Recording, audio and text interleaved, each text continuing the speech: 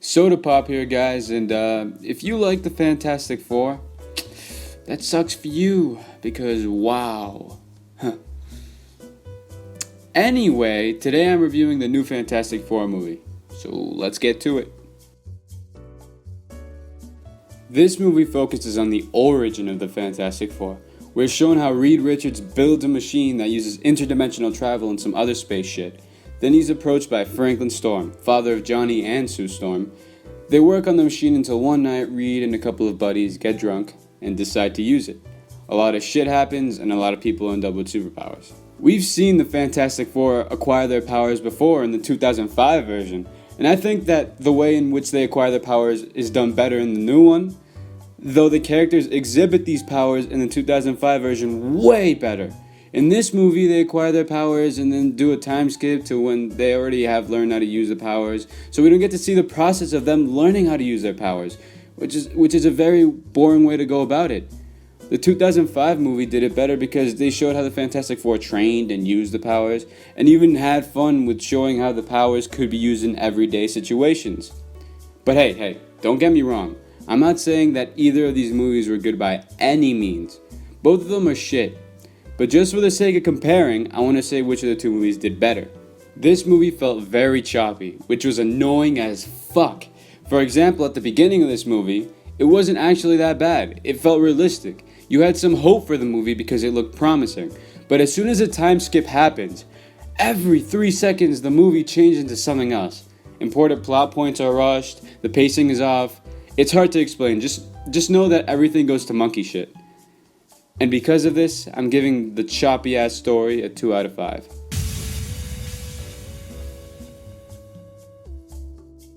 Now look, I really like the cast in this movie.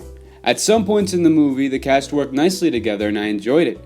But since somebody wiped their ass with the script, most of the time that cast had little to no chemistry and the dialogue was awkward and hard to watch. Now let's start off with the main four. Miles Teller gave a nerd-tastic performance as Reed Richards. He played it very well. I believed him as a nerd/scientist. Unlike some other people in movies, Mark Wahlberg, sorry. Michael B. Jordan was really charismatic as the Human Torch, like the type of dude you like to go rock climbing with or skydiving or something. Cara Mara as Invisible Woman was alright. She's very attractive, but that doesn't defeat the fact that she was sort of bland in the movie. Like when you leave Cheetos out without closing the bag for too long and then taste all nasty. Like that. Jamie Bell as Ben Grimm was alright. He didn't talk much, which I guess is a good thing, right? But what I really want to talk about is the Thing in this movie. His voice was god-awful.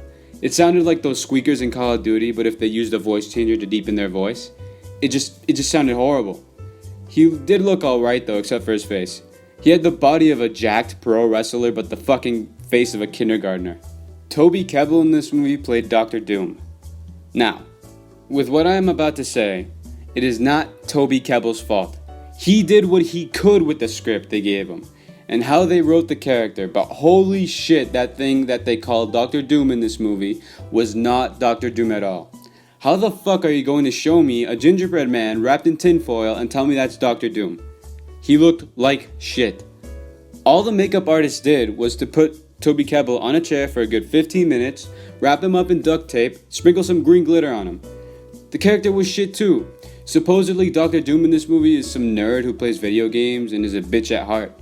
He didn't seem like a powerful man that could control an army.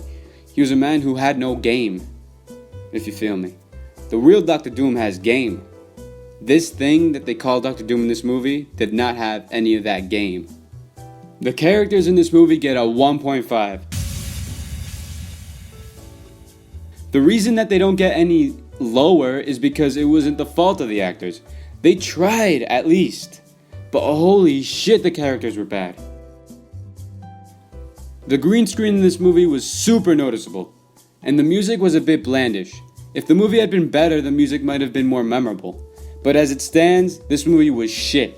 So, appearance gets a 1. And sound gets a 3.